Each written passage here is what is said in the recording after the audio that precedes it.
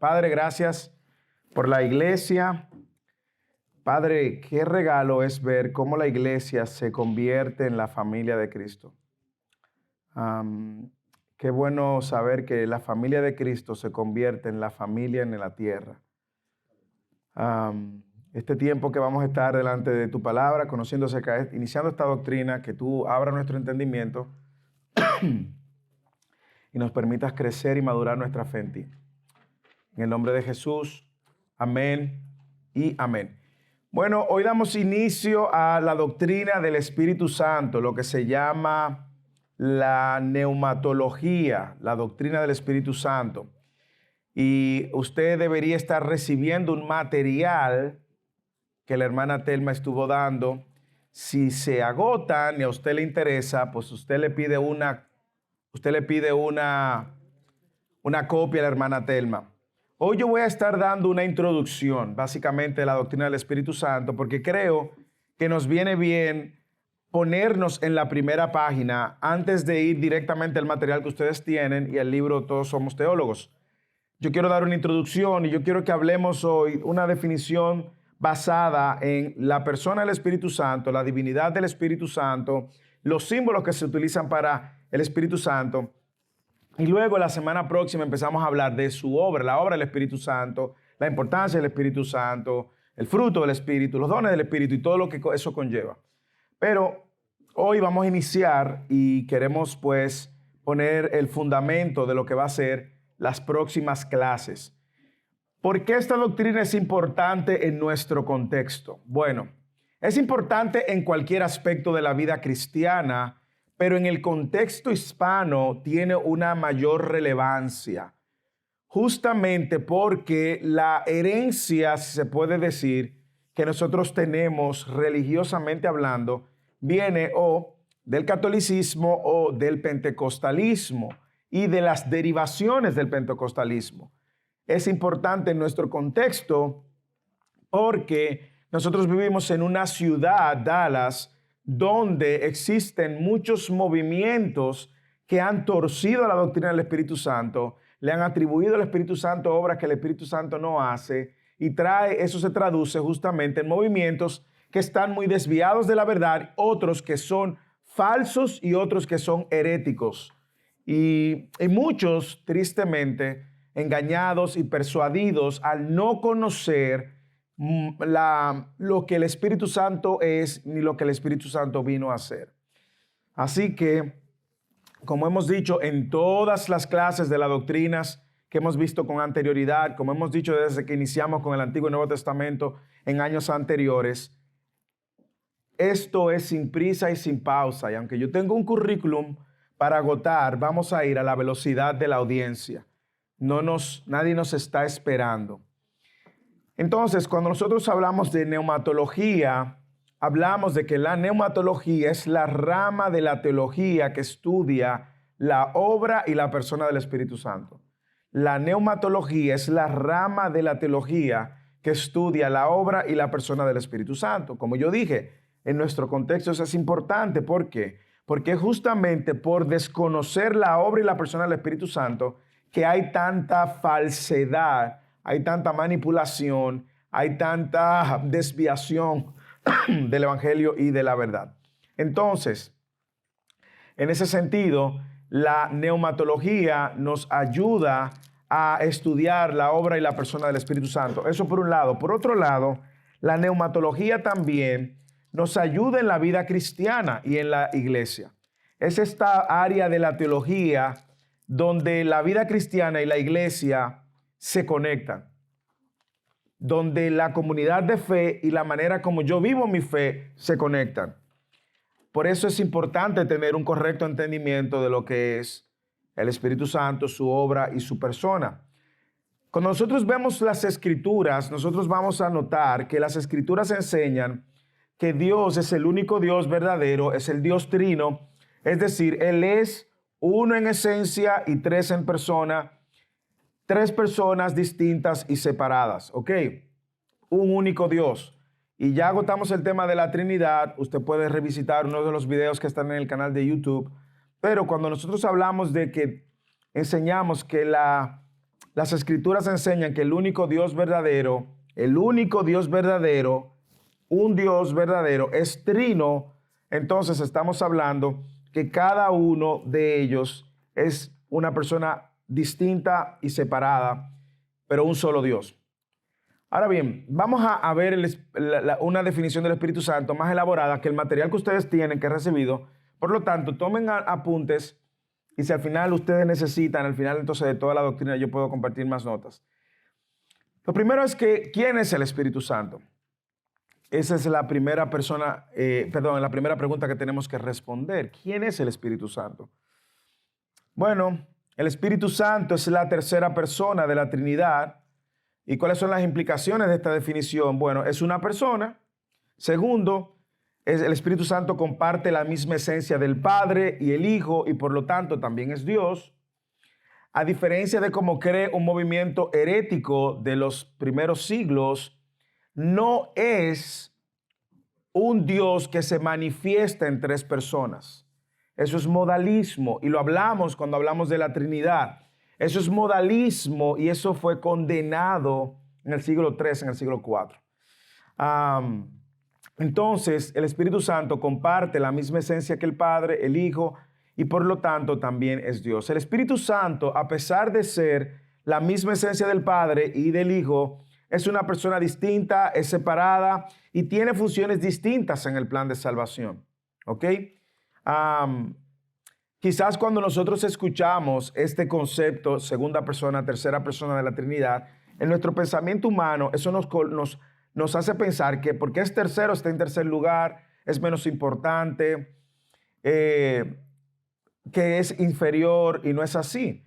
Ese orden puede cambiar en las Escrituras. Por ejemplo, nosotros vemos en Romanos 15:30 que dice: os ruego, hermanos, por nuestro Señor Jesucristo y por el amor del Espíritu, que os esforcéis juntamente conmigo en vuestras oraciones a Dios por mí. Mire cómo Pablo en esta oración pone el Espíritu Santo en segunda.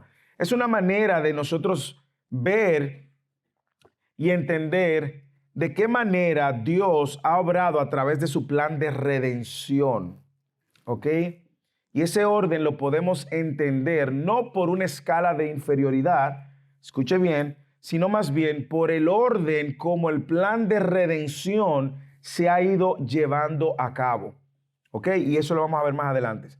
Las tres personas de la Trinidad tienen que ver con su orden, con su función y con su revelación. Nosotros oramos al Padre en el nombre del Hijo y en el poder del Espíritu Santo. ¿Ok? Oramos al Padre, Padre nuestro que estás en el cielo, en el nombre de Jesús y en el poder del Espíritu Santo. También, eso es en cuanto a su orden. En cuanto a función, nosotros sabemos que la redención, el Padre viene primero planeando la salvación, el Hijo la logra al venir y morir en la cruz para salvarnos, y el Espíritu Santo la aplica al darle vida al hombre y salvar al hombre de su condición y ayudarlo a ver su condición. Por lo tanto, cuando hablamos primera, segunda persona de la Trinidad, no estamos diciendo que esto es un podium de primer lugar, segundo lugar y tercer lugar, sino más bien es como en el plan de redención, el orden que aparece, la función que aparece y la aplicación que se lleva a cabo. El Padre es más revelado, es claramente revelado en el Antiguo Testamento, luego el Hijo en los Evangelios y el Espíritu Santo luego de Pentecostés. ¿Usted lo ve? Pero eso no dice que uno es mayor que otro, ni que hay una inferioridad, ¿ok? Sino es el orden, su función y aplicación. Entonces, en cuanto a una definición más o menos a 30,000 pies de altura. Ahora, en cuanto a su persona, este es un punto que debemos de prestar mucha atención.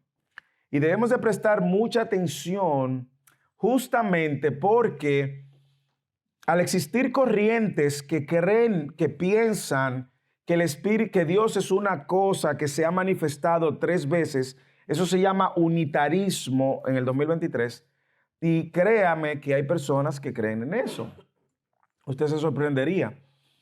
Pero cuando nosotros vemos el trato que la misma Escritura le da al Padre, al Hijo y al Espíritu Santo y a los tres, nos damos cuenta de que son personas distintas. Y que esas 3 personas distintas son llamados Dios, el mismo Dios, el único Dios verdadero. No decimos, no enseñamos que son tres dioses, ¿ok? No es eso que estamos diciendo. Estamos diciendo que son tres personas, un Dios, y eso lo vimos en el concepto de la Trinidad. Pero veamos algo de la persona del Espíritu Santo. Primero, el Espíritu Santo posee las facultades de una persona: mente, voluntad, afecto. Por ejemplo, Juan 14:26, pero el Consolador, el Espíritu Santo, a quien el Padre enviará en mi nombre, Él os enseñará todas las cosas y Él os recordará todo lo que os he dicho. No sé si usted puede ver que en ese solo versículo está hablando de tres personas diferentes. ¿De acuerdo? Usted lo puede ver. El Consolador, el Espíritu Santo, el Padre enviará en mi nombre, Él, otra persona, les recordará de las cosas que yo os he dicho. Entonces usted ve que en un solo texto no podemos sostener la idea de que es un Dios que se ha manifestado de manera diferente a través de la historia, de ninguna manera. Entonces posee mente, voluntad y afecto. Romanos 8 también, versículos 16 y 27. El mismo Espíritu da testimonio a nuestro espíritu de que somos hijos de Dios. Usted ve que se está refiriendo a una persona. Versículo 27. Y aquel, refiriéndose a una persona, no una fuerza, como dicen los testigos de Jehová, la fuerza activa de Dios. No, aquel que escudriña los corazones sabe cuál es el sentir del Espíritu, porque Él intercede por los santos conforme a la voluntad de Dios, lo cual le da ahora también un rol de intercesor. También actúa como una persona. En Hechos capítulo 8, versículo 29. Y el Espíritu Santo dijo a Felipe: ve y júntate a ese carruaje. ¿Se recuerda el etíope que iba leyendo Isaías y no tenía ni idea de lo que estaba leyendo? Y que hizo el Espíritu Santo, le dijo: ey, acércate al carruaje, ve. Y Felipe se acerca, usted conoce la historia, él no sabía de lo que estaba hablando. Felipe le dice: este es Jesucristo, el Mesías. Y él cree, sus ojos son abiertos y lo bautiza ahí mismo. Romanos capítulo 8, versículo 16. El Espíritu mismo da testimonio a nuestro espíritu de que somos hijos de Dios. Entonces usted ve que actúa con una persona, actúa independiente en un sentido, manifiesta su acción y es llamado independientemente, ¿verdad? El Espíritu Santo no es lo mismo que el poder del Espíritu Santo, para que no nos confiamos. Y voy a aclarar esto. Vosotros sabéis, Hechos 10, cómo Dios ungió a Jesús de Nazaret con el Espíritu Santo y con poder, el cual anduvo haciendo bien, sanando a todos los oprimidos por el diablo, porque Dios estaba con él. El lenguaje que está usando Hechos, o que está usando el autor de Hechos, Lucas, y aquí básicamente Pedro, está dejando claro cómo él fue de una manera especial en su humanidad, movido también por el Espíritu Santo, dirigido por el Espíritu Santo, aunque él era Dios también. Y aunque es difícil de entender por lo que vemos en la Escritura, dice la Biblia que el Espíritu Santo lo llevó al desierto, ¿de acuerdo? Y en el desierto él fue tentado. Entonces, ahora, cuando nosotros vemos textos como este y otros textos, vamos a ver que él es puesto a nivel, el Espíritu Santo es puesto a nivel de las otras dos personas. ¿De acuerdo? Hechos 15:28, porque pareció bien al Espíritu Santo y a nosotros no imponer mayor carga que estas cosas esenciales. Y eso sucede en el concilio de Jerusalén, Hechos capítulo 15, cuando los apóstoles empiezan a recibir la información de que los gentiles se están convirtiendo y que están siendo bautizados en el Espíritu Santo y que están siendo salvos y tararara, y cómo ellos entonces vienen a lidiar con la realidad de los gentiles. Debemos de ponerle a que cumplan toda la ley como los judíos, debemos de someterlo a todas las tradiciones y rituales de los judíos, y ellos dicen: no le vamos a poner una carga mayor que ni nuestros padres pudieron llevar, dice el texto en Hechos capítulo 15, sino todo lo contrario, que se abstengan de fornicación, esto y esto. Y le dan se puede decir, esta manera de acercarse a Dios. De hecho, en Hechos capítulo 15, Pedro dice que la salvación es por gracia, por lo tanto, no lo carguen con más cosas. Sí, usted también lo ve en la bendición apostólica, en la fórmula baptismal, lo bautizaremos en el nombre del Padre, del Hijo y del Espíritu Santo, según Jesús lo dice en Mateo 28. Sé que hay algunas personas que, vienen de iglesias que lo bautizaron en el nombre de Jesús.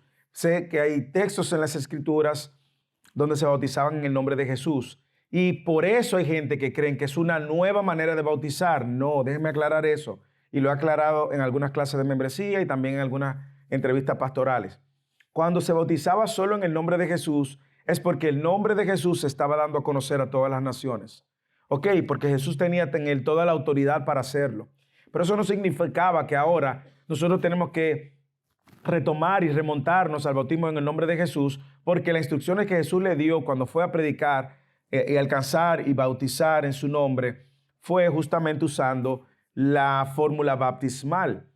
Y cuando estos apóstoles bautizaban, o las escrituras mencionan que lo hacían en el nombre de Jesús, de manera particular, era justamente porque el nombre de Jesús estaba haciendo y era necesario que se diera a conocer. Estaba haciendo, dándose a conocer a las naciones, y era necesario que se diera a conocer a las naciones para que muchas de esas naciones paganas que venían de una tradición que tenía múltiples dioses no se confundieran. ¿Ok? Y creo que eso lo aclaré en otra ocasión. Y por eso le daba una sola instrucción y ellos iban a los gentiles bautizando en el nombre de Jesús. Pero eso no significa que el bautismo del 2023 tiene que ser en el nombre de Jesús, porque el nombre de Jesús ha sido dado a conocer y con él también la fórmula que él dio en Mateo capítulo 28. Abigail. ¿Hay algún micrófono para Abigail? Probablemente lo hay, probablemente no esté listo. Hable fuerte. Quería como ponerlo claro en mi mente. Ok. Sin importar si fui bautizada antes en alguna otra denominación, mientras que yo tenga la convicción Ujú, de quién es mi Señor y ujú, Salvador, creo que es la convicción la más importante, ujú. no el volver a rebautizarme, No, completamente. Ahora bien, déjame aclarar dos cosas. La pregunta que hace Abigail es, si cuando yo me bauticé, aunque estuve en otra denominación, lo hice bajo la convicción correcta, por las motivaciones correctas y con el entendimiento correcto, indiscutiblemente nosotros no andamos rebautizando a nadie. Ahora bien, en medio de nuestro contexto, First Sibling en español, hay personas, que los forzaron a bautizarse. Porque el pastor dice, me va a bautizar, no tenía ni idea de lo que hizo, ni por qué lo hizo y se bautizó. Y gente que dice genuinamente, yo quiero bautizarme con una conciencia, yo quiero hacer pública mi fe de que yo soy un cristiano. Hay gente que dice, me bautizaron como niño y eso no fue, yo no estaba convertido cuando me bautizaron como niño, yo lo hice para agradar a papá, porque el pastor dijo que ahora hay que bautizarse, hice una clase, me bauticé. Eso da paso a que se bautice ahora con conciencia. Algunos de los hermanos que están aquí en otra denominación lo bautizaron echándole agua así. Eso no cuenta. Nosotros queremos que la gente se bautice entendiendo lo que está haciendo. Y cuando vamos en la clase de membresía y luego a la entrevista, ahí aclaramos y vemos la necesidad, si es genuino ese bautizo o no. Y hay gente que yo le he dicho, no, tú no tienes necesidad de bautizarte. Hay gente que le digo, sí, yo creo que tú tienes que rebautizarte. Y hay algunos incluso que le bautizaron sin ser cristiano por agradar al pastor y no son cristianos todavía. Entonces, va a depender mucho eso, pero sí, si usted... Ujú, ujú. No, claro, y es válido. Y es solo, sobre todo, es esa profesión pública de fe que yo hago. Yo quiero ahora que todo el mundo sepa que yo soy un hijo de Dios. Yo quiero que todo el mundo ahora sepa que yo he sido sumergido en las aguas para testificar de que he nacido de nuevo. ¿Ok? Y ni hablar, el bautismo católico de la infancia no cuenta como un bautismo. Eddie. En Mateo, ¿verdad?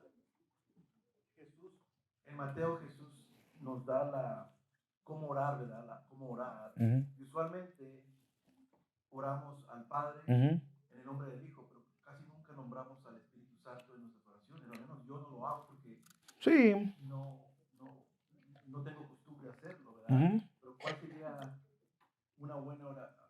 ¿Tenemos que darle crédito al Espíritu o no?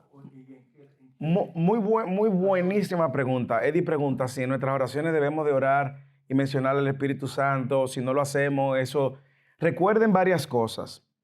Cuando yo oro en el poder del Espíritu, no significa que haciendo una declaración, incluyendo el Espíritu, estoy orando en el poder del Espíritu.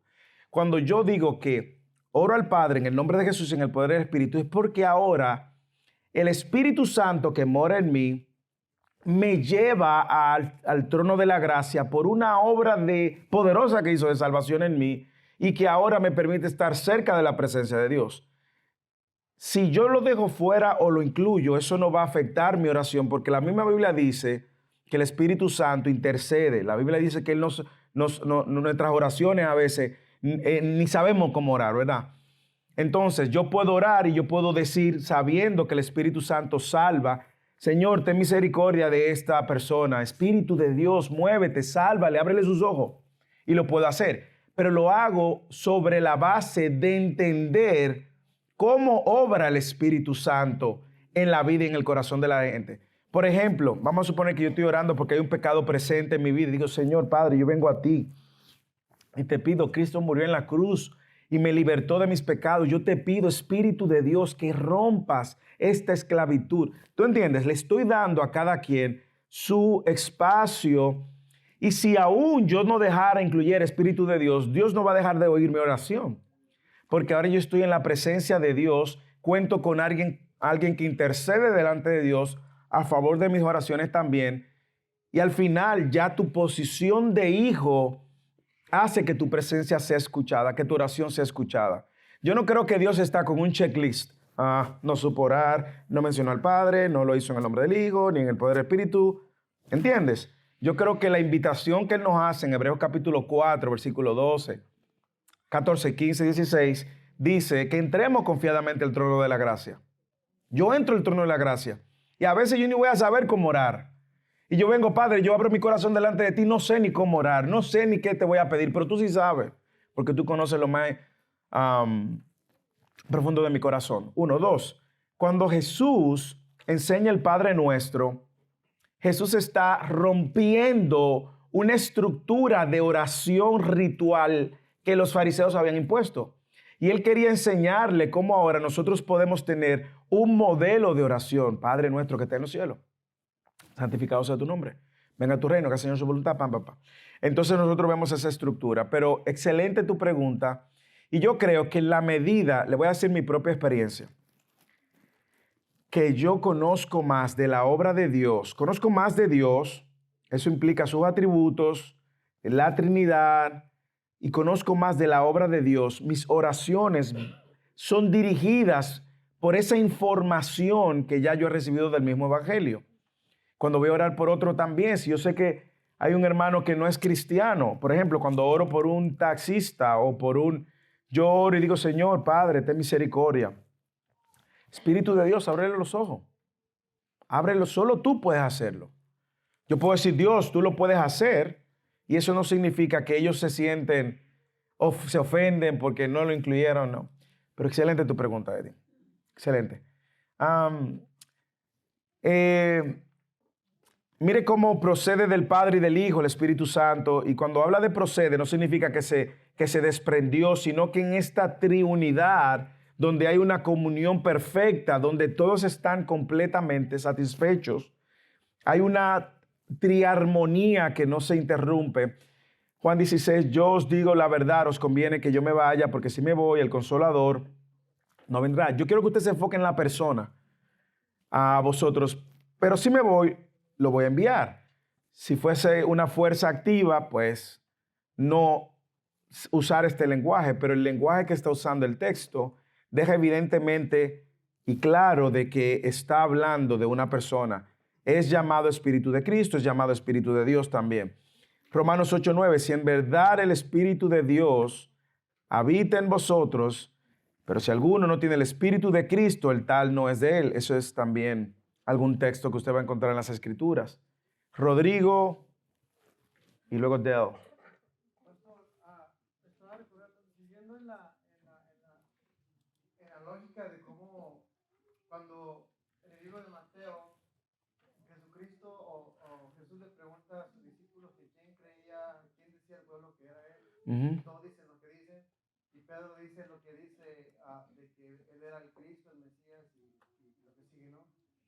Y entonces Jesús le dice, eso no te lo reveló ni carne ni sangre, sino mi Padre que está en los cielos. Ujú, Ahora, unas horas después, X horas ujú, después, cuando Jesús está siendo crucificado, y el soldado romano hace una declaración que dice, verdaderamente este es el Hijo de Dios. ujú.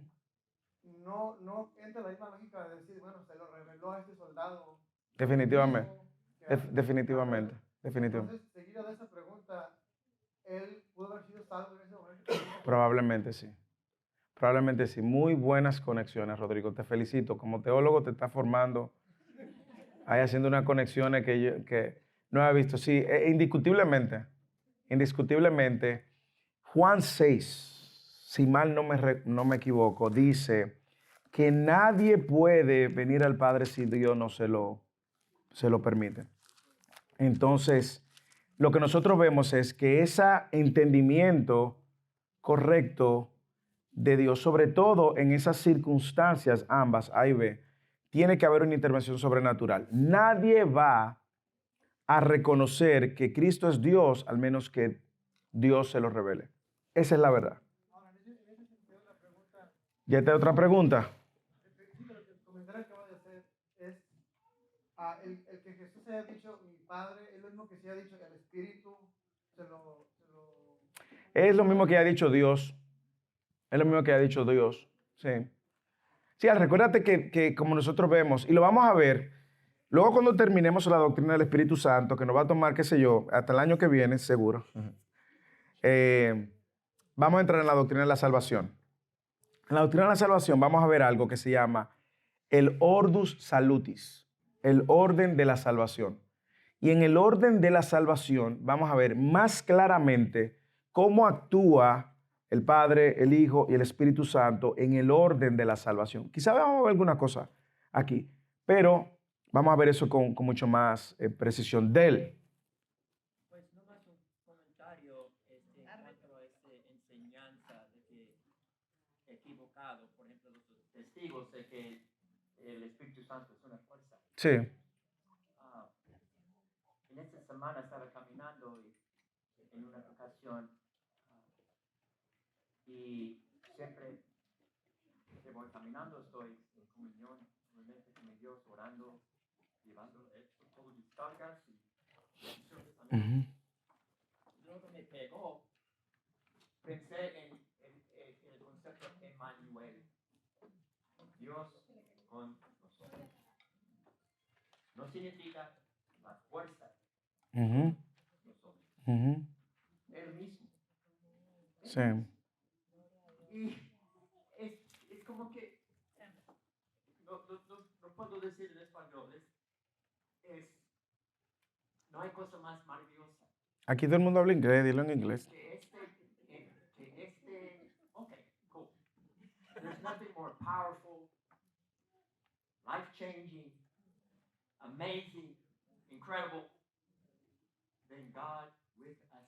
Amén. No hay nada más maravilloso, increíble, poderoso que Dios con nosotros. I am nothing. The psalmist says, the nations are counted less than dust.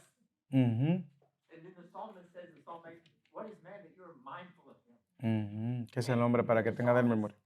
Did not know the work of grace. He compares himself, he sees the universe, he says, wow, this big old universe, and God is aware of me, but not even, we realize even more than that. Uh-huh. But the work of salvation, Uh-huh. there's all of him. I did nothing. Así es. It's like, it doesn't get any better than that. Amén. Gloria a Dios. Y por eso es que el tener Dios es tener todo. El hombre estaba con Dios en el Edén. El hombre ya perdió su comunión con Dios después del Edén. Y ahora por medio de Cristo, Dios con nosotros. Muy buen insight, hermano Del. Entonces vemos que es una persona. Pedro levantó la mano. Dígame, Pedro. Don Pedro.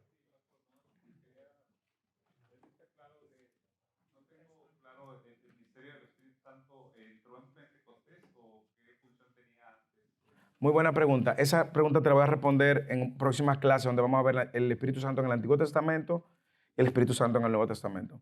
Pero el Espíritu Santo indiscutiblemente actuó en el Antiguo Testamento y hay evidencias muy claras. Desde el Génesis, hagamos ese término en plural, hagamos al hombre Job dice que el Espíritu Santo lo creó, lo formó. Pero vamos a ver en una clase el Espíritu Santo en el Antiguo Testamento. De hecho, el libro que tú tienes, la copia de Todos Somos Teólogos, el autor Archie Sproul desempaca eso muy bien. Nosotros vamos a ver incluso en las confesiones que se crearon justamente para repeler y echar fuera muchas de las herejías, cómo se usa ese lenguaje de que hay un solo Dios. Este Dios existe en 3 personas, Padre, Hijo y Espíritu Santo, y cada persona de la Trinidad es completamente Dios, pero cada persona tiene sus propiedades distintas. Esa es la doctrina de la Trinidad, y eso lo vimos. Yo lo que quiero es solamente recordar que el Espíritu Santo también es una persona. Neuma es un sustantivo neutro.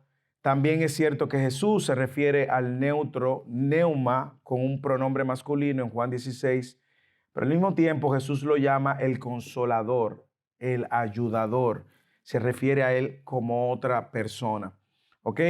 También algo importante que hace que el Espíritu Santo sea una persona distinta del Padre y del Hijo es que el Espíritu Santo se le atribuyen obras que solamente una persona puede ser. Y yo quiero que usted abra su Biblia y vamos a ir sobre algunos textos cómo confirman que el Espíritu Santo efectivamente obra como una persona. Primero lo vemos en Juan capítulo 16, versículo 13. Él dice, pero cuando Él, el Espíritu de verdad, venga, Él os guiará a toda verdad, porque Él no hablará, escucha aquí, mire todos los elementos que lo hacen distinto. Él no hablará de su propia cuenta, sino que hablará todo lo que oiga y os hará saber lo que Él ha de venir. Y más aún, el versículo 14 dice, y esto es lo que me encanta de la Trinidad, Él, refiriéndose al Espíritu Santo, me glorificará, refiriéndose a Jesús, porque tomará de lo mío, refiriéndose a Jesús, y se lo hará saber a ustedes. ¿Ok? Textos como estos nos tienen que ayudar mucho en nuestra manera como hacemos iglesia. ¿A qué me refiero? Lo que la Biblia dice contundentemente es que parte de la obra o responsabilidad del Espíritu Santo es glorificar al Hijo. ¿Ok? Y en ellos no hay celos. El Espíritu Santo no anda buscando gloria. Él es el ayudador, es el consolador. Él no anda buscando que lo adoremos independientemente y fuera del marco de que cualquier adoración debe ser redireccionada a Jesús. ¿Por qué? Porque es lo que está diciendo Jesús. Y también ¿por qué? Porque así que va a terminar la historia.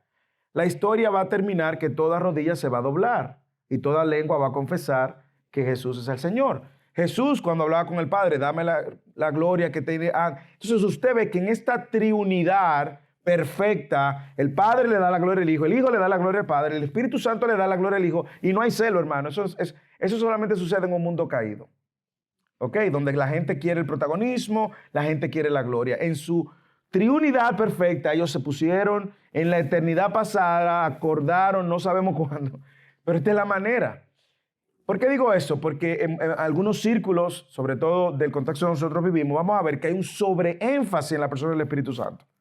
Hay una sobreexaltación al Espíritu Santo. Y usted dirá, bueno, no está mal porque es Dios. Claro, no está mal porque es Dios. El problema es que esta sobreexaltación entonces viene acompañada con un supuesto mover que el Espíritu Santo va a producir cuando es exaltado de esta manera, que se va a mover de una manera particular y sobrenatural en medio, porque el Espíritu Santo está siendo exaltado de una manera sobrenatural también, y da paso a un sinnúmero de manipulación. Entonces, mire lo que Jesús dijo que el Espíritu Santo iba a hacer. Traer como persona, Él es el Espíritu de verdad, Él los va a guiar a la verdad, Él lo va a guiar a la verdad, y nosotros sabemos que la verdad es Cristo y la verdad es la revelación de Dios por medio de Cristo. Él los va a guiar a toda la verdad y también, ¿qué dice? Que Él va a glorificar al Hijo. Por lo tanto, todo lo que nosotros hacemos y vemos en este obrar de Dios en la persona del Espíritu Santo es completamente glorioso. nos da un entendimiento muy claro, un camino muy claro. Penélope. Ay, bien.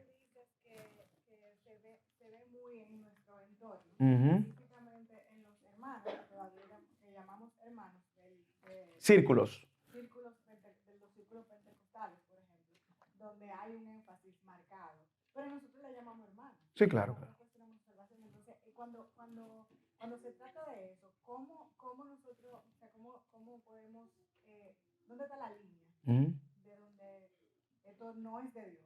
ujú, Versus una persona que de verdad da frutos de que es salva, Ujú. pero todavía se encuentra como en Sí. esa ambivalencia de que me habla todavía de, por ejemplo, el espíritu de lascivia siempre va acompañado del espíritu de pobreza. Y me busca un proverbio y me enseña que la lascivia y la pobreza, Sí. que el que tiene lascivia entonces lo arropa la pobreza y cosas así. sí. ¿Cómo se maneja eso? Yo no sé en los círculos que tú te estás moviendo, pero sí es el lenguaje. Dos cosas. Primero, yo creo, lo primero, vamos a lo que Jesús dijo y eso es un terreno seguro. Mis ovejas oyen mi voz y me siguen, es lo primero. Yo sé que muchas personas que tienen una práctica no bíblica en algún momento van porque la Biblia dice, y estoy hablando de creyentes, que el Espíritu Santo lo va a guiar a toda verdad. ¿Ok? Usted no puede tener su propia versión de la verdad. Usted no puede querer pensar que porque usted tuvo un sueño, porque usted tuvo una revelación, o porque usted tuvo algo, ahora usted tiene algo súper especial. No, el Espíritu Santo no funciona así. El Espíritu Santo lo va a guiar a la verdad. Segundo, cuando eso entra y pasa la raya bíblica, yo creo que la Biblia es la que pasa la raya. Entonces tú vas a ver personas atribuyendo acciones al Espíritu Santo que ni la Biblia le atribuye. Tercero, también tú vas a encontrar que entonces eso empieza a tener un giro que hace que todo gire en torno a la persona que está obrando, operando o dirigiendo o ministrando. Cuarto, eso de los espíritus de lascivia, espíritu de adulterio, no es más una mala práctica porque es quitarle la responsabilidad al pecador que tiene un pecado de lascivia y que tiene un pecado de adulterio, quitarle la responsabilidad a él y atribuírselo a un espíritu, lo cual eso tampoco lo enseña la Biblia. Entonces, ¿cómo se puede enfrentar esa situación? Lo primero es que para eso estamos estudiando la Biblia, para que podamos conocer lo que la Biblia sí dice y lo que la Biblia no dice. Segundo, yo creo que cuando tú ves ese tipo de conversaciones e interacciones, tú tratas de ver cuál es el propósito detrás, a dónde nos lleva todo esto. ¿Es esto coherente con el plan de redención, con el plan de salvación? Yo recuerdo que yo enseñaba, tristemente, que para una persona servir en la iglesia tenía que pasar por un proceso de liberación espiritual. ¿Ok? ¿Qué yo estoy diciendo con eso? Puede tener muy buenas motivaciones. Mucho de eso viene de libros, de gente que tuvo experiencia, que le vivió experiencia con demonios y que el demonio le habló y le creyó lo que el demonio dijo y se crea una doctrina y una teología. Pero en la práctica, ¿dónde eso ataca la verdad? Bueno, lo que yo estaba enseñando erróneamente era que la obra de Cristo en la cruz no era suficiente. Y eso sí es un problema. A la obra de Cristo en la cruz no ser suficiente, aun cuando tú vengas a Cristo, tú necesitas otra obra ahora, dirigida por hombres, de echarte fuera y romper maldiciones generacionales, y no nos metamos en ese tema ahora, llegará su momento, y romper maldiciones generacionales y romper con puertas de entrada de demonio que tú le abriste, porque la obra de Cristo en la cruz no es suficiente. Entonces, en la práctica, muy buenas motivaciones, pero era un ataque a la verdad bíblica.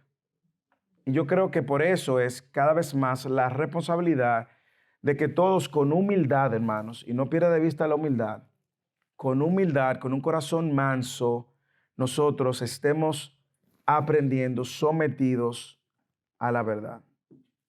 Betsy y luego Blanca. Que yo me acuerdo cuando yo comencé a entender estas cosas, muchos años atrás, yo también vengo de un contexto donde hay un sobreénfasis al Espíritu Santo.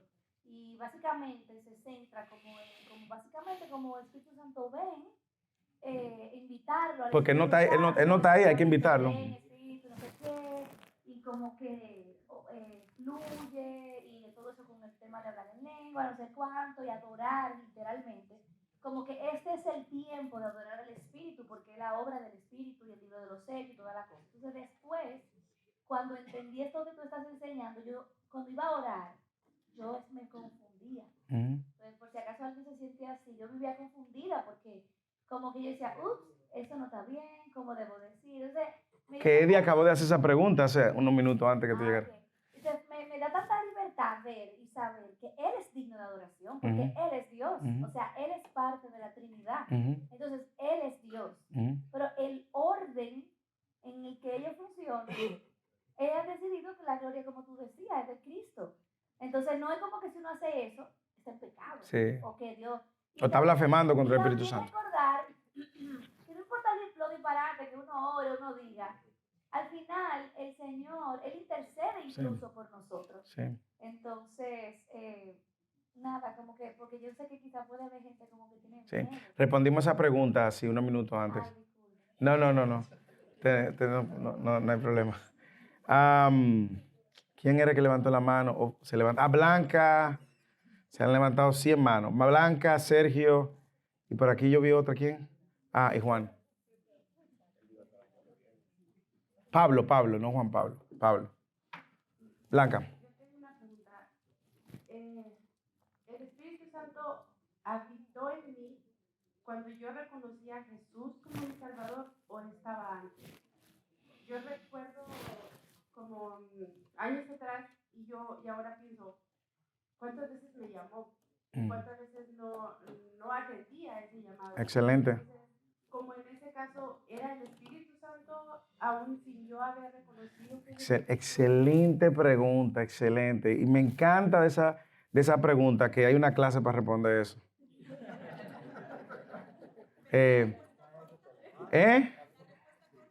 Sí. El orden de la salvación nos va a ayudar a entender eso. Por eso es un tema más de la salvación, pero sí. Es así, qué bueno que ahora tú lo puedes ver, ¿entiendes? Eso es lo que la Escritura dice en Juan 3. Yo creo que lo voy a mencionar. El que no nace del agua y del Espíritu. Eso es lo que Juan dice en Juan 3 y Ezequiel en Ezequiel 36. Yo limpiaré con agua y daré un espíritu nuevo. Y entonces me obedecerán, será mi pueblo. Pero vamos a hablar de eso en el orden de la salvación. Sergio. ¿Es una pregunta o un comentario para apoyarme en medio de tanta pregunta? Lo siento, hermano, una pregunta. No, miren,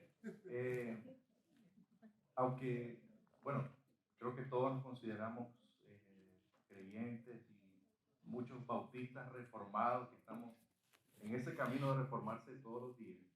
Yo tengo una pregunta. Por ejemplo, para el equipo de alabanza, a veces estamos alabando y creo que en algún momento todos nos sentimos como ministrados. Yo uso esa palabra, ministrados. Entonces, creo que hay una línea bien delgada, ¿no? Bien delgada entre sobre exaltar eso que pueden ser mis emociones o la realidad de que realmente lo que yo estoy escuchando y lo que estoy cantando, que es la palabra que cantamos acá, está ministrando tan fuerte en mi interior. Hay un momento donde uno se tiene que a mí me ha pasado, me tengo que detener, me quito el chicharito ese porque estoy siendo ministrado. Pero mi pregunta va, es decir, existe una línea delgada entre o sea, la presencia del Espíritu Santo ministrando porque estamos adorando al Señor y, digamos, exaltando y adorando al Señor, experimentamos algo que tal vez no lo podemos explicar, al menos yo no lo puedo explicar, pero muchas veces, por ejemplo, yo lo he visto usted que se baja de predicar y va de rodillas siendo ministrado y está predicando y está quebrado porque está predicando. Entonces, ¿qué cosa es eso? Bueno, buena tu pregunta, porque yo creo que se traduce directamente a la vida de la iglesia. Vamos a poner algunas cosas claras. Lo primero es que las emociones no son malas. ¿Ok? Las emociones las crea Dios y no son malas. De hecho, nosotros vemos cómo Jesús mismo llora cuando ve que Marta lloraba y María desconsoladamente al ver la muerte de Lázaro. Las emociones las da Dios. Yo creo que en ocasiones, eso es lo primero, nuestras emociones, si son dirigidas por verdades que fluyen, que nacen de la palabra. Por ejemplo, yo lo he dicho en algunos círculos y a algunos de ustedes, cuando usted ve que yo me quiebro, es porque el sermón a mí me está golpeando.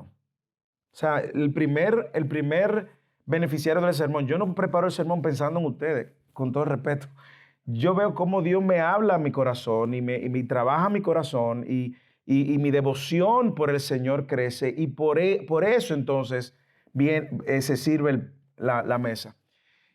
Y a veces yo mismo le digo, Señor, pero siempre voy a estar, no pudiera, pero yo he entendido que no fluye ni de un corazón que quiere llamar la atención, sino de una verdad que me está golpeando. Todo lo contrario, me humilla. Eso es lo primero. Las emociones no son malas. Segundo, el problema de las emociones es cuando nosotros queremos manipular las emociones para lograr, oye eso, un resultado visible de algo que está sucediendo internamente, probablemente, y atribuirnos la gloria a nosotros.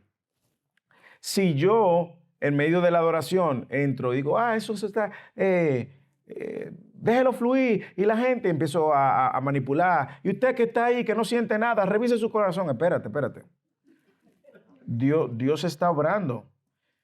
Yo creo que lo más importante de tu pregunta es saber primero que el Espíritu Santo está obrando todo el tiempo en nuestros corazones. Todo el tiempo está obrando en nuestros corazones, en los hijos de Dios. Es como el envejecer. Nosotros estamos envejeciendo y no nos damos cuenta que estamos envejeciendo, ¿sí o no? De repente usted se empieza a sentir de aquí y le empieza a doler la pierna. No, ya con los años. Pero por ejemplo, yo hablaba con la abuela de Rafael, que cumple 93. Cumple 93, ¿usted recuerda? María Cristina. Y le preguntaba, ¿de cuánto usted se siente? De 60. Pregúntele a cualquiera que va por encima de los 50, ¿de cuánto se siente? 30.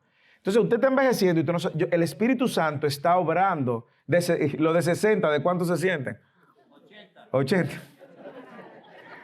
El Espíritu Santo va obrando sin que nosotros nos demos cuenta. Y lo que yo veo por las Escrituras, por ejemplo, cuando en Hechos capítulo 2, Pedro da el sermón, que ellos fueron compungidos, quebrantados. ¿Por qué? Por la verdad. Si la verdad nos mueve, gloria a Dios. Pero que sea la verdad de la Escritura y la verdad del Evangelio. Y la presencia de Dios está continuamente en medio de su pueblo. Él habita en medio de su pueblo, él se mueve en medio de su pueblo y Él se mueve de manera soberana porque es soberano igual en medio de su pueblo. Hay un sermón, hay una frase que te puede hablar en el mismo sermón, la misma frase le puede hablar diferente a otra persona, el Espíritu Santo haciendo... Hay personas que yo he visto que yo estoy predicando y hay gente que va llorando y lo veo llorando y yo digo, tú ves, eso no es quizás me está llegando de la misma manera, pero esa persona le está llegando. Entonces el Espíritu Santo está continuamente. Y yo le voy a decir algo, con todo respeto. No satanicemos las emociones. Sometamos las emociones a la autoridad de las Escrituras. Y dejemos que sea la verdad de las Escrituras que muevan nuestras emociones. El hermano de él estaba diciendo que él iba caminando y empezó a reflexionar de Manuel Dios con nosotros. Y en ese momento él fue quebrantado. Pero él está compartiendo ese testimonio ahora mismo y también sus emociones están siendo quebrantadas. Pero ¿qué es lo que lo está quebrantando? Lo está humillando la verdad que fluye de la Escritura, que fluye de lo que Dios ha revelado. Y en ese sentido, hermano, yo no tengo problema en que si el Señor me quebranta, me humilla, cada vez que sea necesario, no me importa, porque nace de la verdad, no nace de una manipulación. Y, Bessie, tú me estás tirando como unas bombitas. Me estás tirando unas bombitas.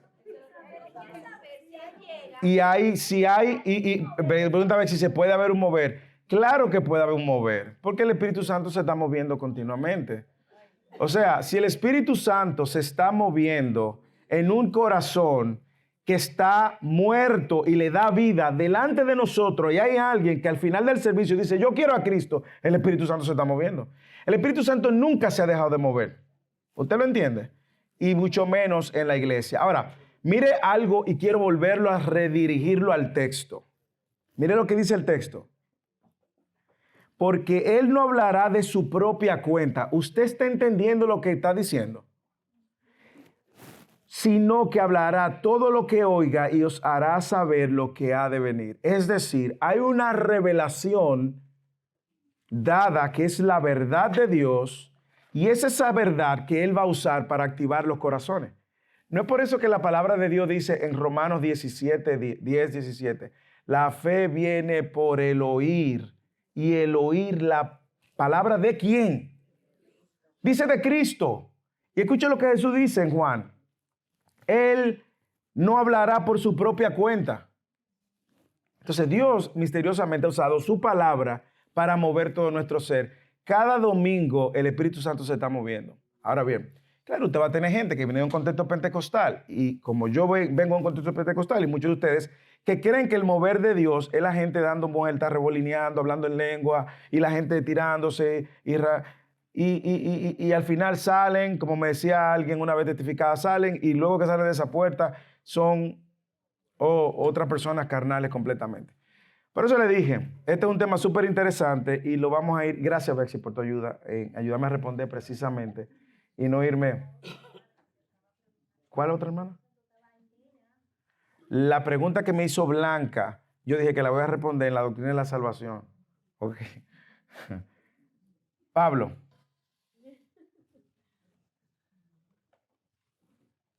Pastor, hablando del trabajo del Espíritu Santo, cuando se habla del bautismo del Espíritu Santo, ¿qué es específicamente lo que se refiere? Porque, como dices, yo vengo, hacían ver como que era Hablar en lenguas. hablar lenguas y de cierta forma lo hacían ver como si usted no hablaba lenguas no era salvo. Sí, que ese es un gran problema de esa mala interpretación. En sí, ¿a qué se refiere el bautismo del Espíritu Santo? Vamos aquí al capítulo 36 y vamos a responder con las escrituras, aunque también vamos a abundar de eso en la doctrina de la salvación. Así que ya usted sabe, estoy dándole unos trailers ahí de la doctrina de la salvación para que no se pierda ninguna clase de la doctrina de la salvación y el Espíritu Santo. Mire lo que dice el capítulo 36 de Ezequiel, profeta, versículo 24. Dice, ¿lo tienen? Estoy leyendo en la Biblia de las Américas porque mi Biblia bilingüe es de las Américas y muchos yo sé que tienen la nueva Biblia de las Américas, lo cual lo único que usted va a escuchar un vos, os y así sucesivamente. Diferente. Porque os tomaré de las naciones, os recogeré de todas las tierras, os llevaré a vuestra propia tierra. Ok, aquí hay un tema de elección de parte de Dios. ¿Y qué va a pasar? Entonces os rociaré con agua limpia y quedaréis limpios de todas vuestras inmundicias. Ese es el bautismo del agua. ¿Ok? Es necesario nacer del agua que Juan 3 en la conversación Jesús y Nicodemo dice, es a esto que se está refiriendo. Y todos vuestros ídolos os limpiaré y además daré un corazón nuevo y pondré un espíritu nuevo dentro de vosotros. Aquí está el bautismo del Espíritu. Es el nuevo nacimiento. No sería, es el nuevo nacimiento. Y quitaré, y aquí está, el nuevo nacimiento es igual a regeneración. Lo vamos a ver también en la doctrina de la salvación. Y quitaré de vuestra carne el corazón de piedra y daré un corazón de carne y pondré dentro de vosotros mi espíritu, bautismo en el Espíritu, y haré que anden en mis estatutos. Ahora yo puedo obedecer, antes no podía obedecer. Y que cumplan cuidadosamente mis ordenanzas. Por eso es que la obra de salvación es un cambio de naturaleza, hermano. Por eso es que el que dice que es cristiano tiene una nueva naturaleza y ahora su tendencia va a ser hacia la obediencia, aunque sabemos que es una obediencia imperfecta. Pero su relación con el pecado ya no es un corazón de piedra que no es sensible al pecado, sino que ahora tiene un corazón de carne. Cuando peca, se siente que falló y se arrepiente. Porque ha recibido una nueva naturaleza, 2 Corintios capítulo 5, versículo 17. Si alguno está en Cristo, nueva criatura es, las cosas viejas pasaron, todas son hechas nuevas. Todas esas cosas son hechas nuevas, es un nuevo nacimiento. Termino y después le doy la mano a, creo que Pedro, Camilo y luego Juan. Y entonces, y habitaréis en la tierra que, y entonces van a ser mi pueblo y yo seré su Dios. Sin nuevo nacimiento, sin la regeneración, sin la conversión, no hay pueblo de Dios, no hay hijo de Dios. ¿Ok? Peter.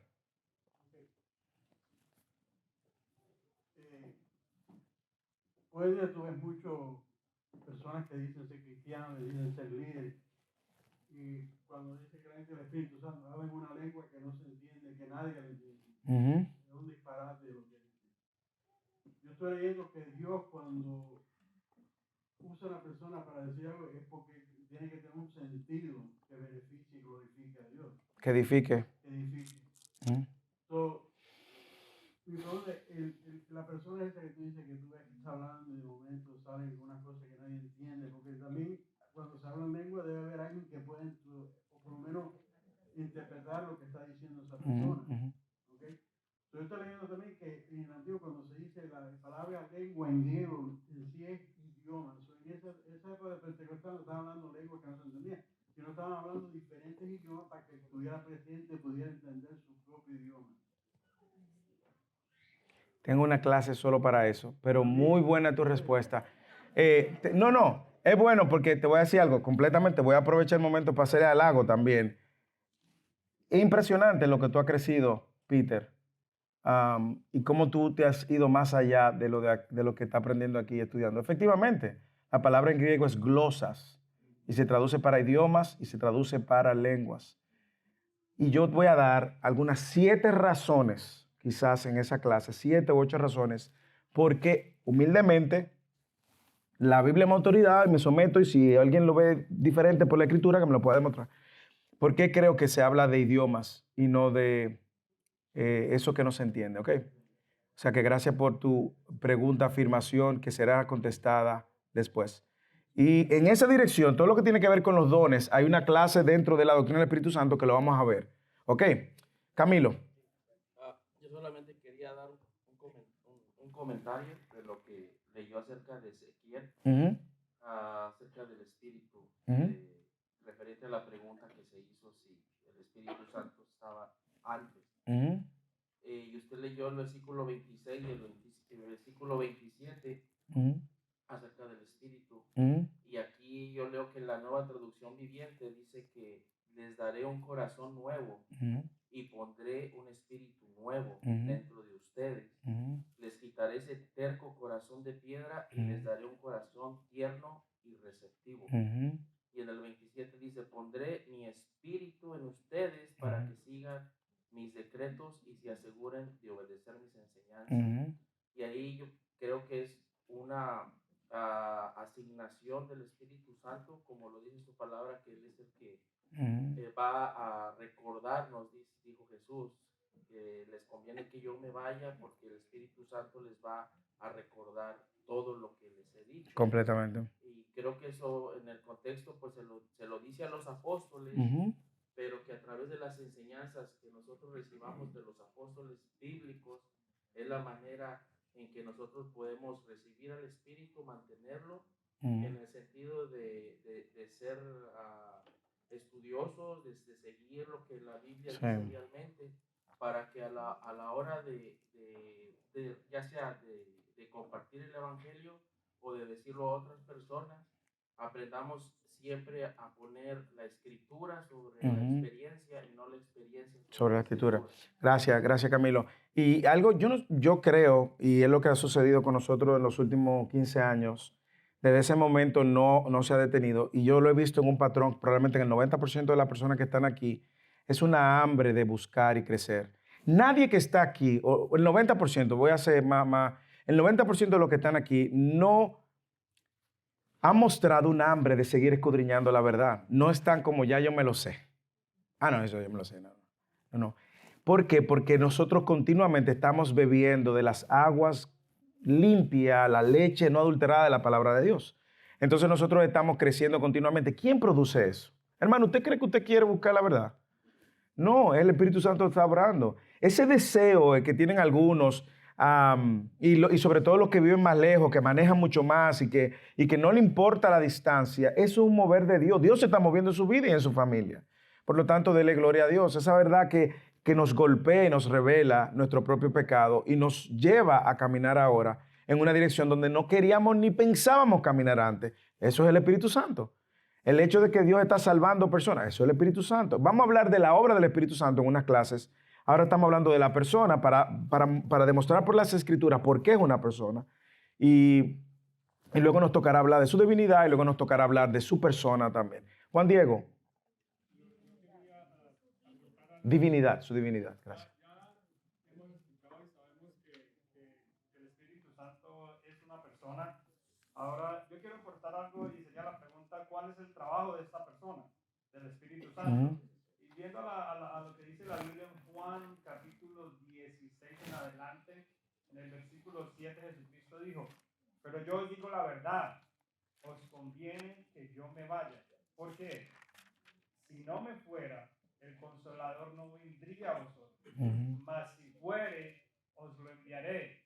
Y cuando Él venga, hablando del Espíritu Santo, convencerá al mundo de justicia, de justicia y de juicio, de pecado por cuanto no creen en mí, de justicia por cuanto voy al Padre y no me veréis más, y de juicio por cuanto el príncipe de este mundo ha sido ya juzgado. Aún tengo muchas cosas que deciros, pero ahora no las podré sobrellevar.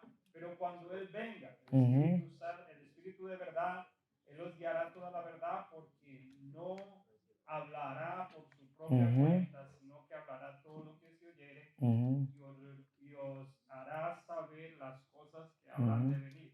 Básicamente lo que quiero aportar es, sabemos que Él es Dios, sabemos que es una persona, y creo que aquí la Biblia nos explica claramente cuál es el oficio de esta persona, de esta promesa que hizo Jesucristo, que cuando Él estuvo no podía estar en todas partes al mismo tiempo, pero ahora el Espíritu Santo, Él puede estar en cada uno de nosotros en este momento y en cualquier lugar del mundo, haciendo llevando a cabo la obra que Jesucristo comenzó en la cruz del Calvario. Muy bien, gracias.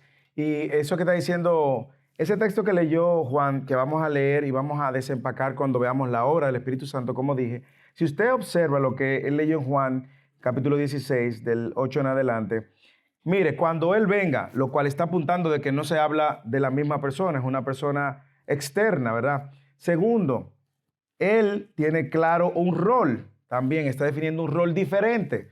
Tercero, Él va a alimentarse, si se puede decir de alguna manera, no me véalo metafóricamente lo que estoy diciendo.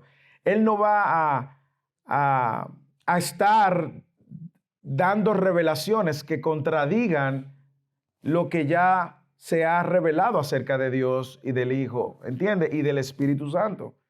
O sea, lo que Él va a decir, informar, no puede ir en contradicción a lo que Dios ha dicho del Padre, del Hijo y del Espíritu Santo y de lo que van a hacer.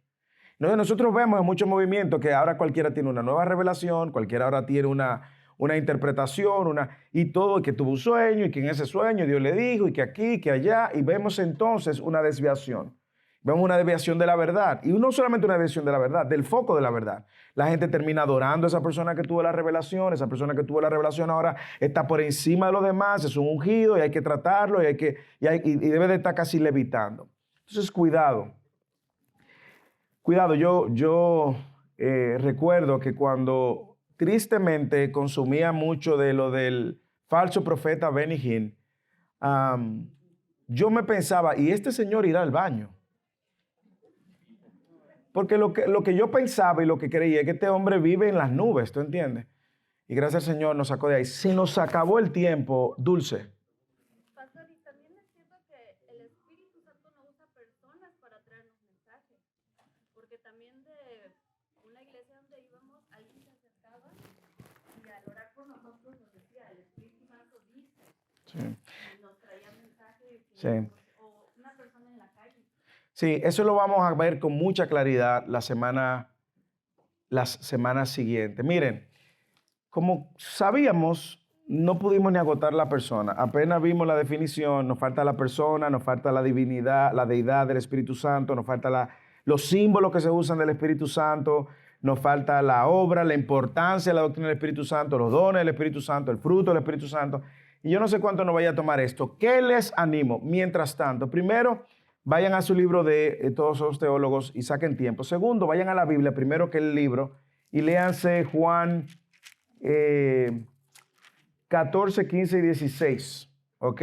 Lean Juan 14, 15 y 16. Yo creo que tiene mucho contenido para prepararnos en lo que viene. Y tercero, hermanos, oren. Y lo que usted no entiende, pídale al Espíritu Santo que se lo muestre por medio de las Escrituras. Lo que yo sí sé es que vamos a crecer juntos en este tema.